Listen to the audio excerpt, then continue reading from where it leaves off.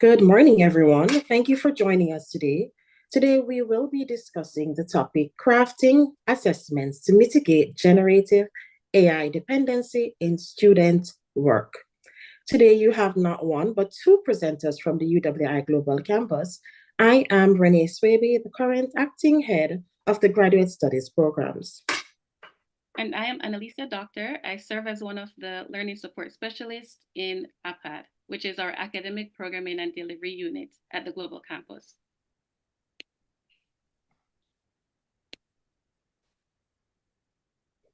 So how does the topic crafting authentic assessments to mitigate generative AI dependency in student work relate to the SDG4?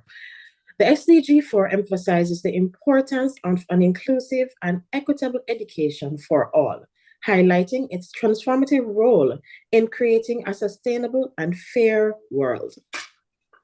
As such, crafting assessments to mitigate generative AI dependency in student work directly supports this goal.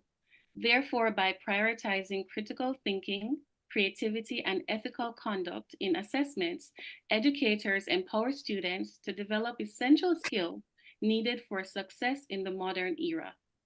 Additionally, these efforts contribute to the SDG4's vision of providing quality education and lifelong learning opportunities to everyone, irrespective of their background or circumstances. In essence, aligning assessment practices with SDG4 advances the cause of education and sustainable development globally. What are our objectives? At the end of this session, you will be able to recognize the challenges and implications of students using generative AI in completing assignments, explore effective assessment design principles to minimize the susceptibility of task to generate AI manipulation, discuss strategies for crafting assessment prompts and questions that encourage critical thinking and originality. Also, we'll be sharing techniques for incorporating authentic assessment elements that foster student creativity and demonstrate genuine understanding. And lastly, we'll engage in a we collaborate in activities to develop assessment frameworks that deter reliance on generative AI while promoting learning outcomes. All right, so at this time, we're going to break the ice. So go ahead and take a look at this video.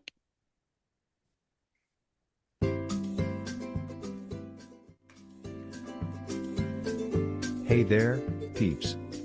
Today, we're diving into the world of student AI assists. It's a wild ride, so hold on to your textbooks. Imagine having a chat with a robot to finish your homework. Cool, right? But it's not all rainbows and unicorns. Here are the challenges and implications of students using generative AI for assignments.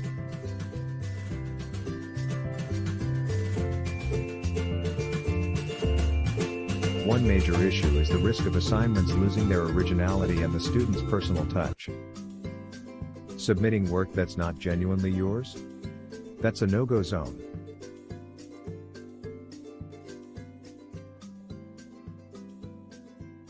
Using AI to complete tasks raises ethical questions. Are we actually learning if AI does the heavy lifting? It's a gray area. Where does assistance end and plagiarism begin?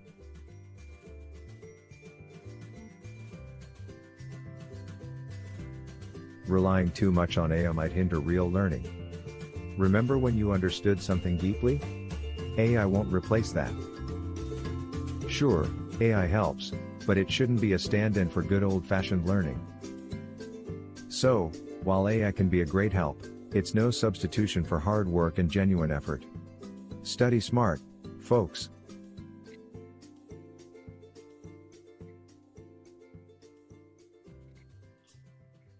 All right. So thank you, Frank, for sharing. Now it's time for the audience to put on your thinking caps. From watching the video, or possibly from your own experience, what are some of the challenges that you have encountered or anticipate encountering with students using AI tools to complete their assessment? So go ahead, you can type your responses in the chat, some of the challenges that you have encountered or anticipate encountering with students using AI tools to complete their assignments. All right, so if you would like to take the mic or use the chat, go right ahead and I'll go ahead and read what you have. All right. All right, I see someone talk about laziness, they don't want to learn. All right. Plagiarism, response is not on target. Very good. Not being able to tell if it was written by the AI or the student, definitely an issue, Animayu. Determining what is their real work versus what they took from the AI. Yes, very good. Incorrect because AI hallucinates. Removing deep learning, definitely an issue. Copy and paste, no learning, right? Because they can use the AI responsibly, but some don't. They just put everything they take from the AI. Lose their ability, right? Very good. Students no longer read, good. Students are not engaged in the AI tools or the chats. Very good, very good. All right, learning objectives aren't being met, very good. Stunted critical thinking, very good, Dr. Edwards. That's a good one. Errors in calculations and lack of analytical skills, very good, Dr. Hans. Sounds good. Students submitting an AI generative assessment without any thought to the requirements. That is definitely a deep one. All right, they don't know how to use it responsibly. I definitely agree to that. All right, the humanness or affective is lost. Very good. Lack of details and repetitions. Yes, Dr. Hunt, a lot of students wouldn't have even recognized that. They're using the AI, for example, ChatGPT or Claude, and some of them are using the US spelling versus British spelling. Very good. No citations because they're using the AI. Students lose ability to determine what is real reference because AI makes them up sometimes. That is true, Dr. O'Connor. All right. Citation incorrect. Yes, we're getting a lot of engagement in the chat, Anna. Yes, very good. Yes, citation incorrect or yes. Very And good. I also want to add, Renee, regarding the incorrect citation, if students go into, let's say, ChatGPT, sometimes they'll put the prompt, put the exact directions they got from their instructors or from their course outline, and they may say cite sources. And indeed, sometimes when the instructors check these sources, they are not real. They're made up sources. Totally agreed. Totally agreed. And how do you, as a facilitator, go past that? How do you recognize these issues? These are one of the things we're going to have to talk about. Because you don't only have students working with AI, you do have applications out there that are trying to make your AI work more realistic. Mm-hmm. So there's a lot of challenges out there that you might face or encounter with the AI. And we don't need to fight it, actually. I believe we just need to teach persons to use it responsibly. And I see All Dr. right? Francois said something regarding that, Renee. She Yes. indicated that humanness is not lost, as one of her students indicated that they can pass it through a humanizer, so it sounds more like a human. Agreed. I've seen that, of course. Training is required to ensure that these tools are being used ethically and efficiently. I agree. Very well said. Very well said. All right. Right. So right now we'll be exploring the effective assessment design principles to minimize the susceptibility of tasks to generate AI manipulation. So I want you to listen carefully. I'm going to go ahead and play another video. Listen to Kathy talk a little on the challenges and implications of using AI to complete assessments.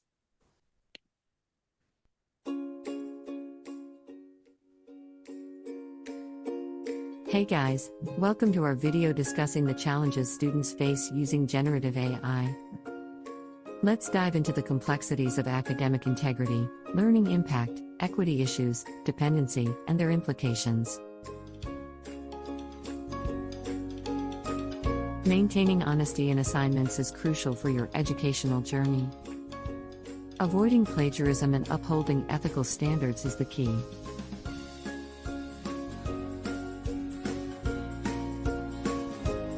AI can aid learning, but reliance can hinder critical thinking development.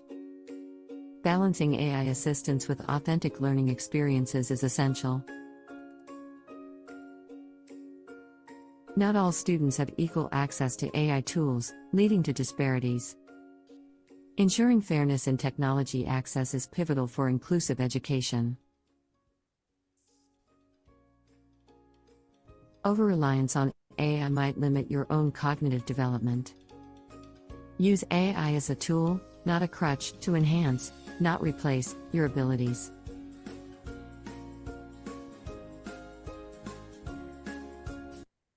Considerations like educational policies, teaching methods, ethics, and technology integration arise. Legal and institutional aspects need addressing to navigate the AI landscape responsibly. Remember, embracing AI responsibly enriches education for all.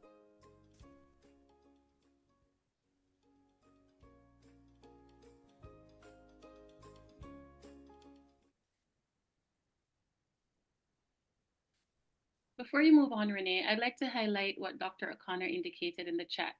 She indicated that we lose our cultural identity with AI. Writing no longer includes our uniqueness. And I'm happy that she mentioned that because as a former Caribbean studies teacher, we always ensure that our students are using examples that we can relate to in the Caribbean. You know, when you put certain prompts in ChatGPT, you don't get a Caribbean example. You will not get a Caribbean example. You'll get examples that don't relate to our society. And many syllabus for CXC, CAPE, and even at the university levels, you see that our examples are based on our regional experiences and how we are reacting with the wider society or the wider world. So I completely agree, Dr. Connor, and thank you for raising that point. Well said. Thank you. So let's take a look at this summary of the challenges and implications. Some of them would have already been mentioned in the chat. So I'm going to start off with the challenges of using the AI. So it's about academic integrity, learning impact, equity issues, and dependency. The use of generative AI by students in completing assignment presents significant challenges to academic integrity, as they might misinterpret AI-generated work as their own, and advanced AI content is difficult to detect as plagiarized, even though you have applications such as Turnitin that have the AI section to it. This reliance on AI can hinder the development of critical thinking and writing skills, leading to superficial understanding and exacerbate equity issues, as not all students have equal access to AI tools due to economic disparities or even location. Additionally, overuse of AI can stifle creativity and lead to reduced effort, with students becoming overly reliant on these tools. And there are significant implications based on these challenges. For example, it can affect educational policies, teaching methods, ethics, as well as technological integration. So, to effectively manage AI use in education, institutions should redesign assessments to emphasize in class work as well as project based learning and update the integrity policy to address AI tool usage specifically. Teaching methods should include AI literacy, focusing on ethical use, and prioritize draft and progress tracking over final products. Also, ethical guidelines should promote responsible AI use. So the aim is not to entirely dissuade your students from using the AI, but to encourage them to use it responsibly and teach them to use it responsibly because we know that they're using it. We could also encourage it as a supplementary tool. So, for example, technological integration requires investing in AI content detection tools and leveraging AI to enhance learning, such as through personalized tutoring. Additionally, legal and institutional policies need to clarify ownership of AI generated content and maintain trust by transparently addressing AI role in education. So I just want to reiterate when it comes to AI policies that universities may draft or you may draft in your respective organizations or learning environments, it's important for you to focus on the legal implications that it may have on the institution and how students could pose legal questions or they could tell you that you have to prove that I'm using an AI to do my work. So this is some thought for us to consider as professionals in education, and hopefully we'll be able to guide our students on how to responsibly use the AI while maintaining authenticity. Great. So I do see that there are some questions in the chat, but as we go through the presentation, I see that the question from Ms. Dupa and Mrs. Henry will be answered. So Ms. Dupa asks, how do we measure the validity and reliability of online assessments? And I see where Mrs. Henry mentioned in-class work maps well with the in-person classes. How do we grapple with this in online classes? So as we go through the presentation, we will be able to have discussions on this, and hopefully your questions will be answered. All right. So now let's move into discussing. Explore effective assessment design principles to minimize the susceptibility of tasks to generate AI manipulation. Minimizing susceptibility to generate AI manipulation in assessment design is crucial to maintain academic integrity and ensure that evaluations accurately reflect a student's true knowledge and skills, right? Now, this prevents unfair advantages and upholds the value and credibility of educational institutions. So here are some principles that you could consider when designing assessments. Now, these are the 5 design principles, and let's start off with authenticity. So try relating to real world tasks that require critical thinking and problem solving. Think about what's happening. So, for example, during the time when it's COVID, you could have done something on COVID-19. And some of these examples are like lab experiments, you could do case studies, project-based learning, or even e-portfolios. What are the benefits of this? It is difficult for the AI to replicate complex contextual understanding. So that will force the learners to think. Variety, multiple formats. So go ahead and push in an oral exam, presentation, hands-on activities, so that you can actually see what your learners are doing.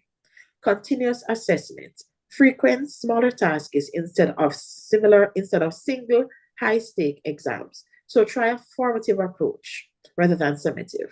Benefits, it reduces chances of AI being useful across diverse formats. Next, process-oriented task. Assessing the steps students take to reach a solution. Draft submissions, annotated research process, reflection logs. Also, I just want to put in here, one of the things that you can do, even if students decide to use the AI, you can ask them to use it responsibly by sharing the prompt that they would have put in and making reference to what the AI would have given them so that you can see the thought process. What are the benefits? The AI can generate end products that struggles with documenting thought processes. Personalized and adaptive assessments, tailoring questions to individual students' learning path, using adaptive testing technology to vary questions in real time. What are the benefits of this? Personalized questions make it difficult for the AI to provide standardized responses. And last, but certainly not least, collaborative assessments. So try doing group projects, peer assessments, or if you're in a session like this, try doing a breakout room. Real-time collaboration tools, for example, Google Docs, shared presentations are useful for this purpose. And how this benefits you, these AI tools can't easily engage in dynamic interactions. All right, so it's time for us to do an activity. All right, there are 3 questions on screen. In this activity, we want you to read the assessments that are on the screen, and we're going to try to identify the principles that you think they would fall under. So let's look at the first one together. The first assessment is a debate session. Students are to organize a debate session where students discuss and argue different perspectives on a controversial topic related to the course material. Renee, do you want me to go back one slide so they could see the... Yeah, sure. Go right ahead. All right. So that we can have this discussion. So I'll put in the chat the first John.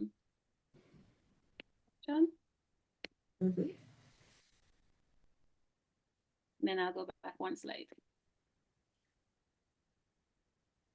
All right, so you may feel free to take the mic or you could type in the chat. So what you're supposed to do is read the question, read the prompt in the chat, and let us know which principle you think this would fall under to make the assessment more authentic, or what would you do as an instructor to make it authentic using these design principles?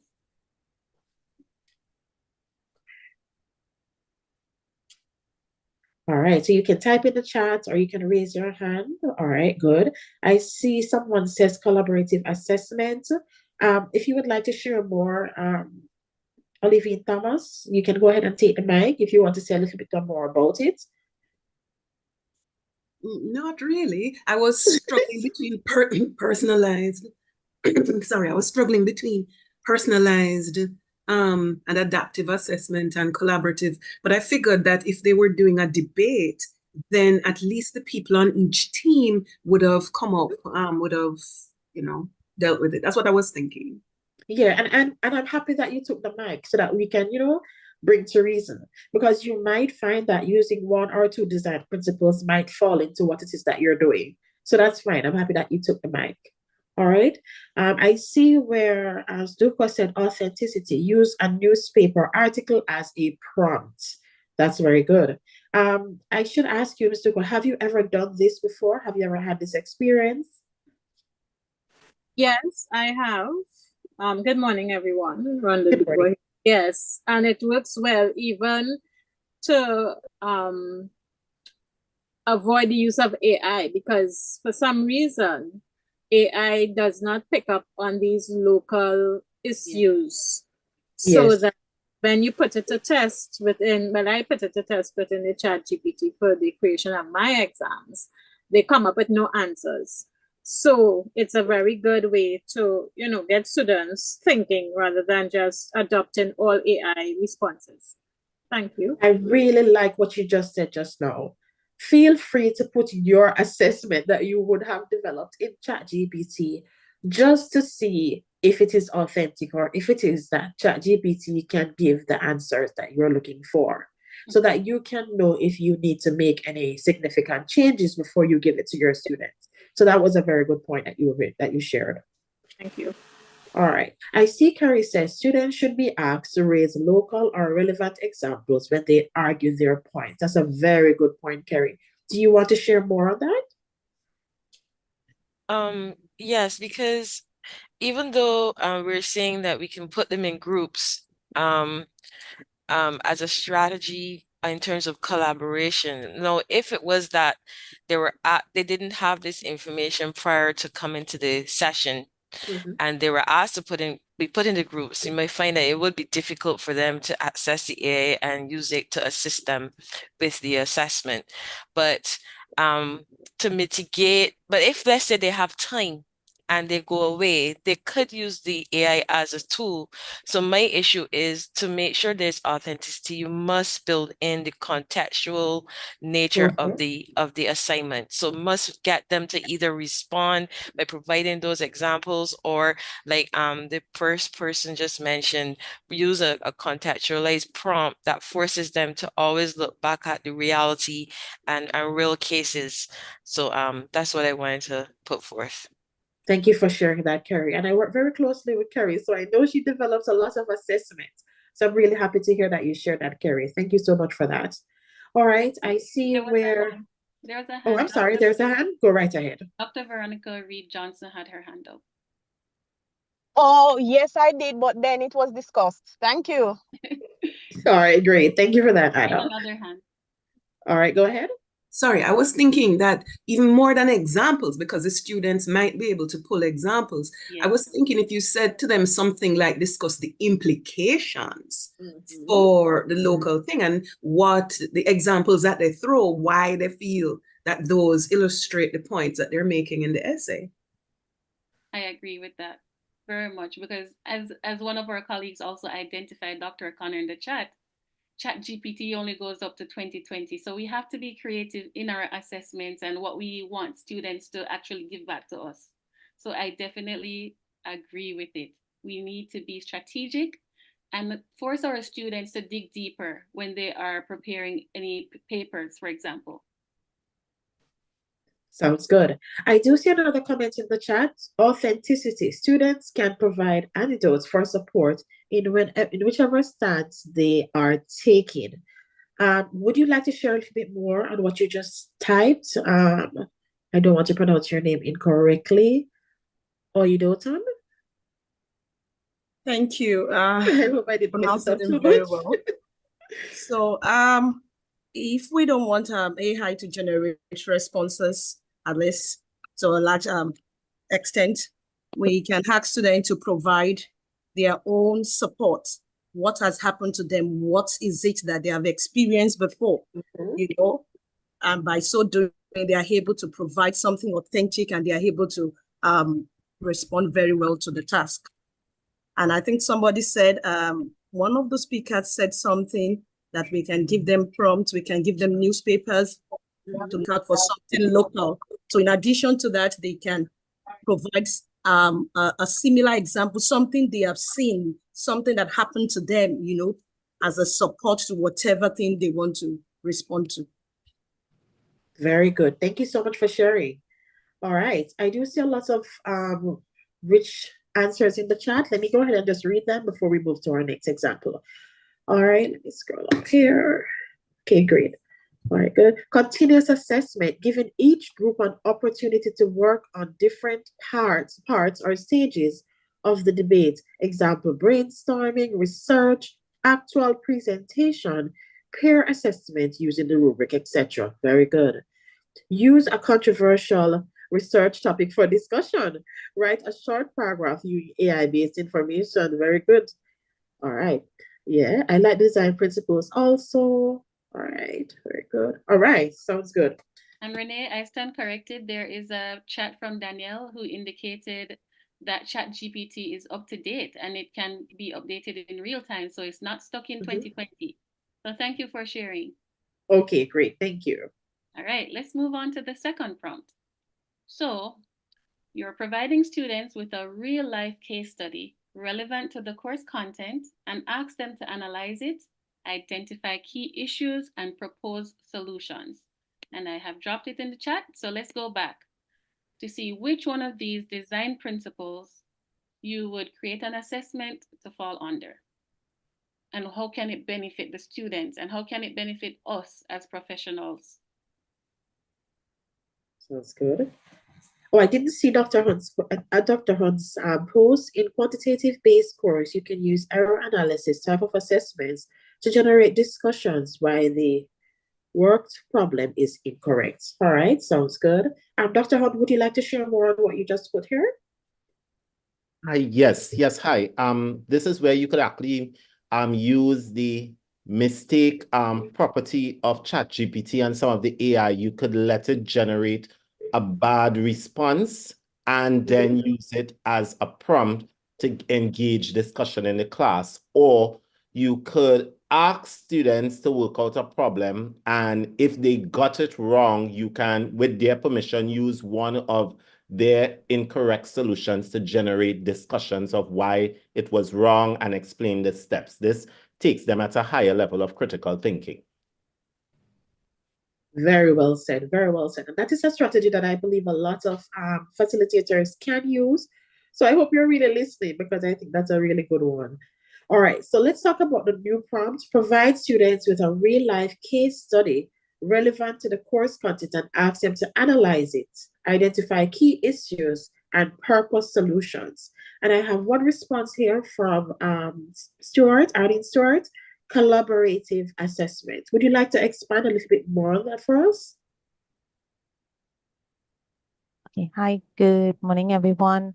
I was thinking more, especially when like I have classes with students, when they share together various ideas, stronger students who may have an idea or have read certain information can actually share with the other ones.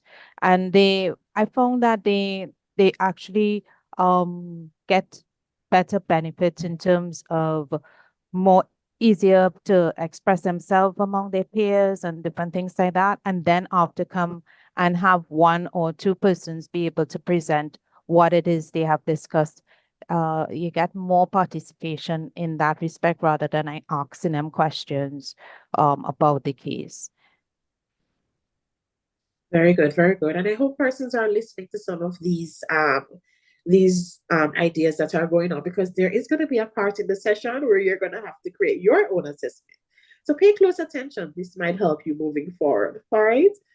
All right. So the next prompt is, Rory Anna, provide students with a real life case study relevant to the course content and ask them to analyze it, identify key issues, and propose solutions. All right. So that's the second one. So it's finished on this. We got all 30. All right. Dr. Johnson, are you sharing? I think so. Okay. I think our mic is open. All All right. So we got all 30. All right, 1 minute. Okay, I'll mute it, Renee. Okay, great. So do you have anyone else have anything else to share with regards to the prompt? Let's hear what's going on. Anything else to share? Where do you think it would fall? Carrie, go right ahead. It falls under the authenticity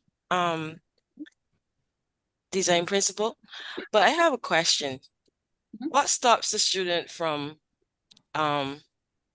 creating a case study, and if the course content is fully provided in some written format, for example, providing the case study, providing the course content to the AI, and asking the AI to compare the two, extract the issues, and come up with solutions? That's a very good question. What I'm thinking in this scenario, Kerry, is one, when we're focusing on case studies, we could give time period or different eras that's related to the particular discipline or subject that's being explained. So for example, if we're looking at diseases, instead of focusing on recent outbreak of the COVID-19, we could talk about diseases from the 18th century, diseases from the 19th century, and have students do a comparative analysis, and it will force them to dig deeper to create their case study or to present the case study. And then in comparing the different era, of course, there are certain languages that the generative AI would use, and you as an instructor would be able to pinpoint. One, we note that if you don't tell ChatGPT, Perplexity, Claude, or the various AIs to use transitional words, it doesn't sound human. So when you're reading, it's just a continuous reading without any form of transitions. Well, thanks for that. I get that, but some students may still submit it. What I'm looking at is, what if we could get students to come up with the case studies, share their thoughts on why they identified the key issues, share their thoughts on why they think the solutions that either they or the AI come up with are feasible or not feasible. And I think that then goes into, there's another principle here, process-oriented tasks. Right. Thanks. You hit the nail on the head. So that's very good. You didn't dissuade a student from using AI. You're telling them that, yes, they can use it, but then in using it, you need to put your deeper thought to analyze what the information the AI has spit out. What are you going to do with this information, and how can it be beneficial to the particular topic that's being discussed? Very good. Excellent approach. Excellent. So there was a hand, Renee. Dr. Smith. Telfer, excuse me. Deidre. Yes, thanks. She actually said what I was going to say at the end, the process-oriented tasks, because I agree with her that the students can get lovely solutions from AI, but it might not be able to actually explain to you the steps they went through to get to those solutions. And I agree. I also like what she said towards the end about them assessing the feasibility of the solution. So I like the process-oriented task, because I find that whenever you have something that is due, just a one-off, and there's no check-in with the student, there is a likelihood that they're going to just grab something and submit. As opposed to if you see how they progress, then not saying that they won't, but at least you can have some kind of control over the process. Very good. I'd like to add something. I just can't seem to raise my hand. That's fine. You can go ahead, Ms. McLean. Okay, so with what the previous two individuals were talking about, I think if we're trying to mitigate the idea that they're just using the AI to generate a paper and submit it, and they're not actually learning from it, if they are presenting the information, then that kind of at least forces them to see what the AI has said and kind of learn from it, even though it might not be the most authentic response. And AI has been known to generate some very sketchy information. But additionally, if they're presenting it, then they will be able to take questions from the lecturer, from the rest of the class. And in that way, they will be essentially forced to do some sort of deeper dive into it or connect it to what they know. So I feel like that might be one way for them to use it, yes, but still learn from it. Absolutely. Absolutely. Definitely allow them to present. All right. I see some other persons in the chat who are saying, let me see if I can get that for you. This strategy will allow the learners to use their problem-solving skills and decision-making skills. Universities are not allowing students to use it, so it's all under board. So Well, a lot of universities, I'm sorry, go ahead, Anna. I was happy that Dr. Reed Johnson raised that point. So that's the reason why we're here today. We're trying to find ways and we know our students are using AI. So it's good to be one step ahead of them. How surprising would be September morning, you have something on your course guide or course outline that tells students to use the AI. Can you imagine how astonished they'll be? Your instructor is telling you to use AI, but how can you use it responsibly, or use it to give, as Kerry pointed out, use it to get information, but then you need to do deeper reading as a student or deeper investigation to determine whether or not this information is true, or how beneficial can this information be to the particular objective that is being discussed on a topic. Yeah, and I wholeheartedly believe that a lot of universities are opening their eyes a little bit more to the use of AI, because we can't stand in a position to say they can't use AI, because students can use AI, you don't even know it, right? There is no application that is 100% foolproof in terms of identifying whether or not a student is using AI, especially if they decide to pay for a different version of ChatGPT or use different applications to personalize what they get from the AI.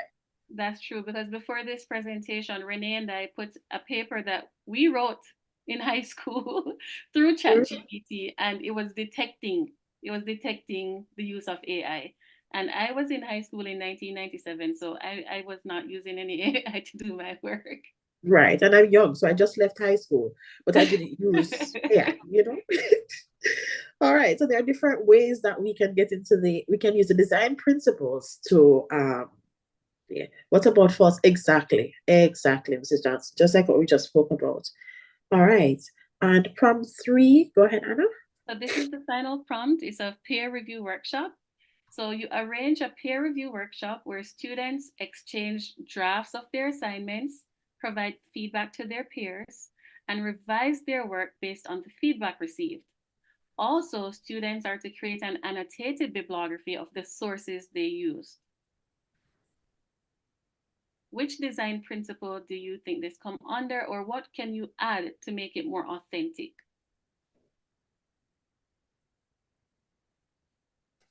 Let me see. All right, so the prompt is in the chat. All right, I see someone says collaborative or peer. Great. Great.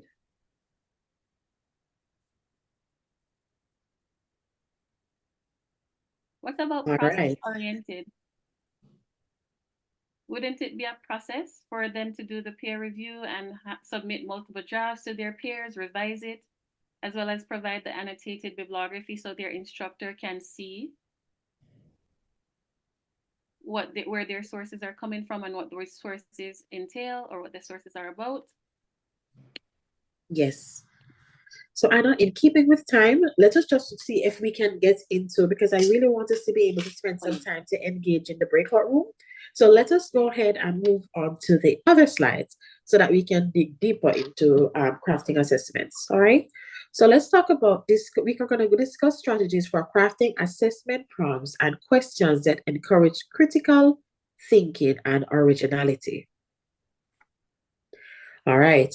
Encourage critical thinking and originality in assessments is essential for fostering a deeper understanding of subject matter, promoting problem solving skills, and nurturing creativity among students.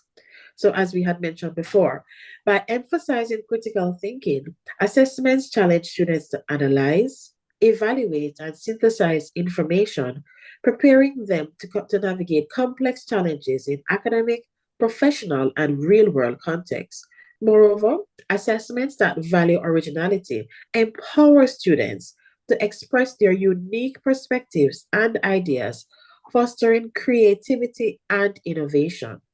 By nurturing these skills, educators prepare themselves to become active participants in their learning journey, instilling a passion for lifelong learning and equipping them with the tools they need to succeed in an ever evolving world. Imagine going to a doctor or a specialist, and the specialist uses ChatGPT to provide you with advice or even a prescription, right? You don't even know if that's happening already. So, authentic assessment can help to eliminate a situation like this, where you create learners who think for themselves with the knowledge that they have been provided. All right. All right, so at this time, we're going to share techniques for incorporating authentic assessment elements that foster student creativity and demonstrate genuine understanding. So authentic assessment is a method of evaluating student learning that focuses on real-world tasks and activities that are meaningful and relevant to students' lives. Unlike traditional assessments like multiple choice tests or quizzes, which often emphasize memorization and regurgitation of facts, authentic assessment encourages students to apply their knowledge and skills in an authentic context or in authentic context. So let's take a look at project-based learning, where students work on extended projects that require them to research, plan, create, and present a solution to real-world problems. For example, designing a sustainable garden for their community. You could give them tasks to do outside of the classroom and make a video presentation on how they did these tasks. You could also encourage your students, or you could think about having students compile a portfolio to show a collection of their work over the semester or over the academic year, including essays, specific projects, reflections to demonstrate their growth and achievement. And of course, you'd have to have the rubric to complement these sorts of portfolio assessments. You may also think about performance assessments, where students demonstrate their skills and understanding through performances. I know at the university level, we may not, or in an online setting, you may think it is difficult for students to do role playing, but you can use creative ways for students to role play. Many of our students who are not considered mature students, they're on TikTok, they're on Instagram, they're on many social media platforms. You could create your own hashtag, have students share these hashtags to show their videos that they have created to show for the performance assessment. Also, regarding case studies, students analyze real-world scenarios as highlighted by many of you. You could resort to local newspapers or other case studies related to their field of study, applying theoretical knowledge to practical situation and proposing solutions. And I also want to talk about one of my favorites, which is simulations. So students can engage in role playing, which I mentioned before, that mimic real world situations such as a mock trial in a law class or even a business simulation game. There are many apps that students can use to create games. So you can encourage game-based learning through these simulations. And of course, you may encourage your students to do reflective journals, and these can be very authentic. So in an authentic assessment, such as the reflective journal, the students could be tasked with watching a YouTube video, for example, regarding procrastination. Let's say the video is about procrastination. And then they're thinking about the points that are being emphasized in the video and creating their journal entry. But you could throw a curveball in this particular assessment. What if you tell students, okay, focus on the video, the timing, 4 minutes to 10 minutes? That can be very strategic. And then you move on in the video to say, okay, focus on the minute 13.03 seconds to 13.42 seconds. Have students compare and contrast what they learned in the beginning of the video versus the middle of the video. This task would encourage critical thinking and reflection while demonstrating a comprehension of the video content. And this way, you don't have students only probably copy and pasting the transcript from YouTube, or you could look for a video that doesn't have any transcript where students will easily paste the transcript into an AI. All right, so at this time, I want you to go ahead and think of one strategy that can help make assessment prompts more effective in encouraging critical thinking and originality. You may go ahead and type in the chat, and we'll read about 3 and we'll move on to the next slide. So think of one strategy that can help make assessment prompts more effective in encouraging critical thinking and originality.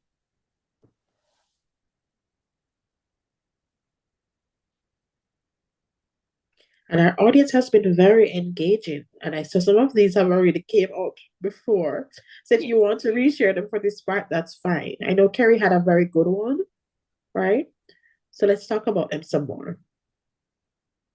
Okay, there's one from Natalie McLean. Yes. The concept to their communities, very good. Developing a board game, I love this one, to teach the topic. Very good. Especially for math-based. Agreed. So in the interest of time, Renee, I'm going to go ahead and jump to the next slide. Okay. All right, so there are several ways we could integrate technology to help to make assessments more authentic and to help to minimize the use of generative AI. So in discussing strategies to enhance collaboration, one can highlight the utilization of online platforms such as Google Workspace or Microsoft Teams, which provide students with shared workspaces for real-time collaboration. And this can be done in your live classes. Through features like real-time document sharing, commenting, and editing, students can seamlessly work together on assessment tasks, fostering teamwork and effective communication. So for example, students could collaborate on group research projects, allowing them to conduct research collectively and compile finding in a shared document. So the reason I am emphasizing the collaborative work is in a collaborative space, I'm sure you'll have that one student who is going to speak up to say, no, we don't need to use generative AI. In a collaborative space, you have diverse thoughts, diverse knowledge, diverse ways of thinking, and this can dissuade students from depending heavily on using the generative AI. Also, facilitating research involves introducing students to you could introduce students to digital research tools or databases such as GIPSCO or JSTOR. And by demonstrating the use of these databases, students gain valuable skills for assessing scholarly articles and conducting research effectively. So one of our colleagues indicated that you could have them use the AI to generate the information. And then what you could do is give them an article from JSTOR or one of the databases that we use here at the university, and have students do a comparative analysis of what the AI has generated versus what a particular article is saying about the topic. All right, so at this time, I'm going to go ahead and skip over and we will share these slides with you, and we're going to get into the meat of the matter, Renee. So I'm going to hand over to you now.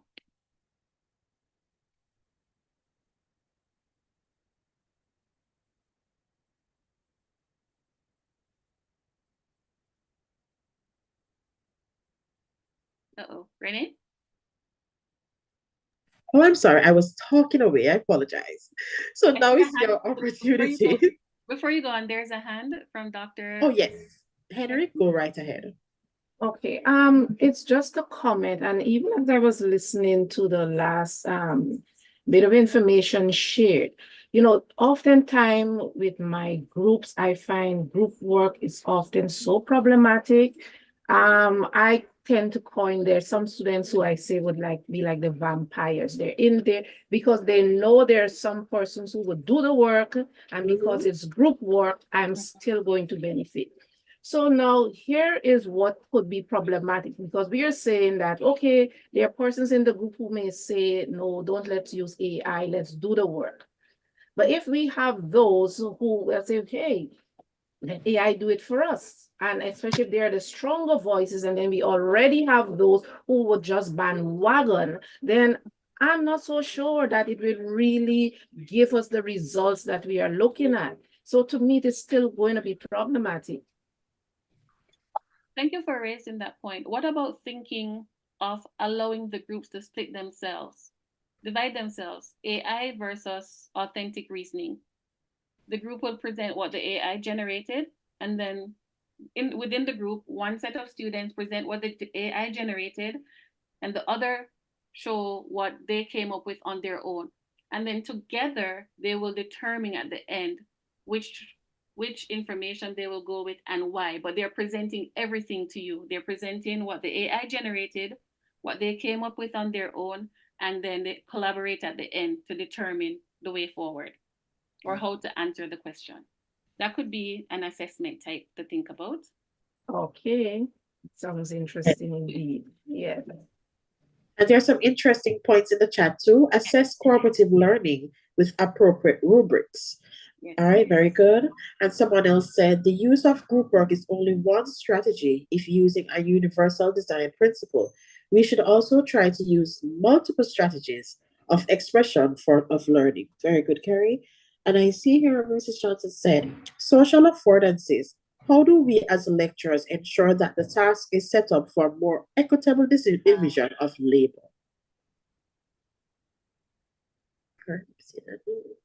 In terms of the equitable division of labor, you could split your assessments. So instead of having one essay or one case study for a group, you can have several assignments over a period of time where students could compile in a portfolio at the end of the academic term. So for example, you were in a group work where you had to do a case study. Fine. The same topic, you'll work on the same topic outside of the group in an individual assignment. Then you move on to the end of the term where you could have the students put in their portfolio. It could be a digital portfolio, everything that they have done throughout the course of the term. So they have their case study from their classmate and their group work, the individual work, and then they're preparing it, putting it in the digital portfolio. In doing so, they will also be required to do a presentation, present your portfolio. What have you learned from this case study? What is it that you're presenting? So they're still getting to do their individual work and not hide within the bigger group. So there could be equitable division of labor in that sense. All right, well said, Anna. All right, so let's go ahead and now is your opportunity to brainstorm. We got some good ideas, some good examples here today. So this is your opportunity to brainstorm and develop assessment tasks that mitigate generative AI dependency. So you're going to be all right. So welcome back, everyone. I hope you had a rich discussion. I hope you all had an opportunity to engage with your team and to do some sharing. I'm going to ask you to just select one person from the group to go ahead and share what it is that you would have done. So hurricane preparedness, take it away. Well, I guess because I was collecting the notes quickly, we kind of came up with two strategies, one looking at an investigative report and one looking at a community education campaign. And one of the things we said that would help to overcome the use of the generative AI would be to have them actually implement the use of like for a brochure, for example. So if they came up with a brochure, show how they would use the brochure in something like a town hall meeting, or implement some of the actual actions that they would come up with for hurricane preparedness, so that it would become more of an activity that they could then see, that people could then see how they would use this. So it gives them a chance to start thinking about not just the product, but how the product would be used. Anybody else from the group want to add to that?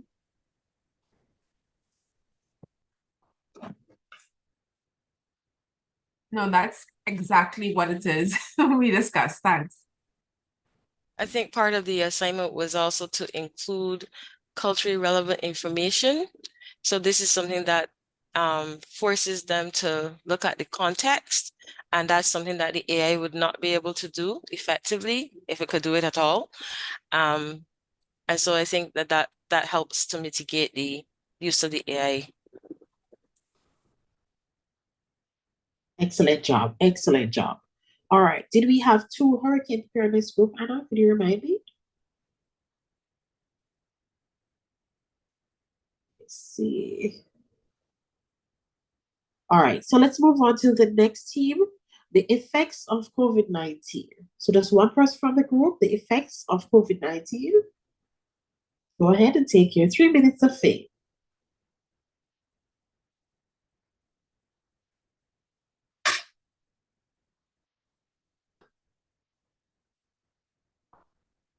Effects of COVID-19. Anyone who was in the group want to share where you have been? Even if you didn't get a chance to complete, you can just share your progress.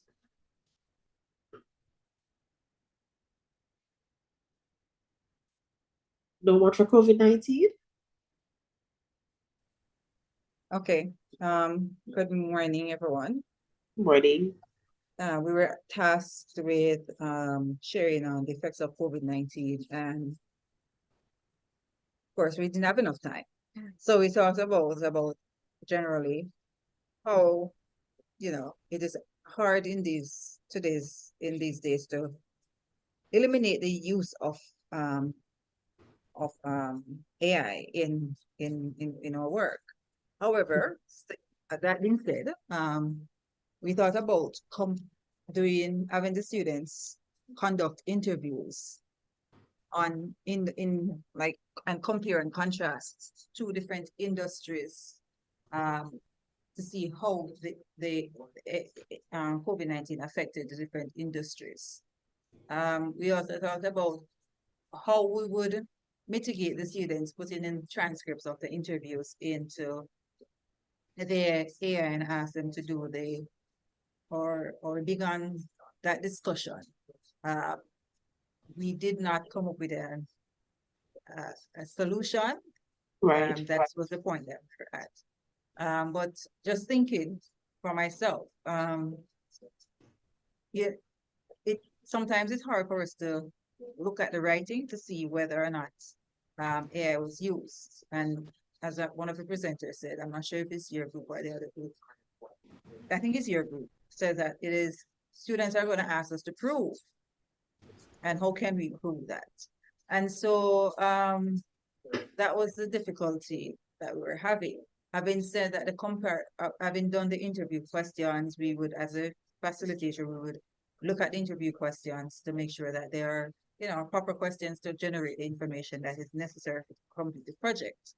And also to see and equity, or not equity, having the students, being honest in writing this comparison themselves. So we have to rely on the students to be honest. So that's it. All right. Thank you so much for taking the mic and sharing your understanding. That is great. I see that you weren't able to complete, but you did manage to complete just in doing your presentation. So we appreciate that. All right. So let's hear from a group from climate change. One person from climate change can just quickly share in about 2 minutes what you had done. Hi, good morning, everyone. Good morning. Right. Being the automatic note taker, that responsibility falls with me. We will keep it short and sweet. We picked up from the informative session today that it really takes different strategies in terms of culminating a a good assessment approach. So in light of that, we don't have percentages associated, but we have different elements of assessment for a potential course. So the first one, for sure, we picked up the big lesson of we need to embrace AI, wherein the students will use it. It can't be helped. Even if it's a case where we will limit them be able to use it, they are still going to use it. So kind of incorporate that, have them generate an AI specific kind of output regarding climate change impact. But then at the same time, have them actually create something more Caribbean specific in terms of climate change impact and use that for debate purposes. So having what was AI generated and having what should culminate for themselves from a specific Caribbean perspective, AI will be a challenge in terms of generating more Caribbean specific information. So use that for the element of the purpose of debate between what AI generates and what more Caribbean specific impact are we having as a result of climate change. Also, having something a little more in person in terms of having students visit various sites within their own communities and conducting analyses for impact of climate change right at home. So in terms of their own communities, anything that they are attuned with in terms of environment, have them visit and have them create something in terms of how is it impacted and what can we do to help mitigate that going forward. In connection with that, having more focus on socioeconomic impact, feasibility as it pertains to the country itself. So again, AI can't be used as strongly in that regard because you're going to have to come up with ways of how is, Jamaica, Barbados, etc. Well, as a country in the Caribbean, are we more impacted by climate change? So having them bring a little more personal, they may have a park or rivers that they've grown up with. So make it more personal and having more in-field association with the assignment. And finally, just having real life case studies of impact on Caribbean countries itself. Little similar to the previous one, if it's a little more wide, have it as a more real life case study of impact in the Caribbean overall. And again, assessing how they would imagine climate change can be possibly reversed, if not treated based on what's happening right now. So those were our suggestions for climate change. Thank you so much for sharing, Mr. Smith. That was a really rich discussion that you had at the time. I'm happy to hear. So in keeping with the time, I don't think it's possible for every group to share, but I would really love to hear from one of the groups on tourism. All right. Or I'm not sure if you're going to have time. So just has to be very quick. That has to be very quick. All right. So if one person from tourism wants to just quickly share in a minute before we move on. Excuse me. Pediatric optometrist. All right. That's Dr. Ann. Once the mic is open. I don't know who. I know you called, what is your Chinese? Oh, here. Not sure. Okay, I mute the person. All right, so I don't want to hold us up any longer, Anna. I know that they had some rich discussions in the room, and we can always go back to the shared document to see what it is was discussed. So let's move right along to the next slide so that we can close off. All right, so in the interest of time, Renee, I'll just go ahead and give a brief overview because this was supposed to be an activity. So based on the conversations we've had today, which is very fruitful, and thank you so much for participating, I would like to encourage you to set up assessment frameworks. So in setting up your assessment frameworks, you'd bear in mind the task design, evaluation criteria, assessment methods, as well as ethical considerations, feedback and reflection. And of course, you should always have a student-centered approach whereby you engage students by engaging student-centered pedagogies. So with that said, Renee, I'd like to go ahead and hand over to you.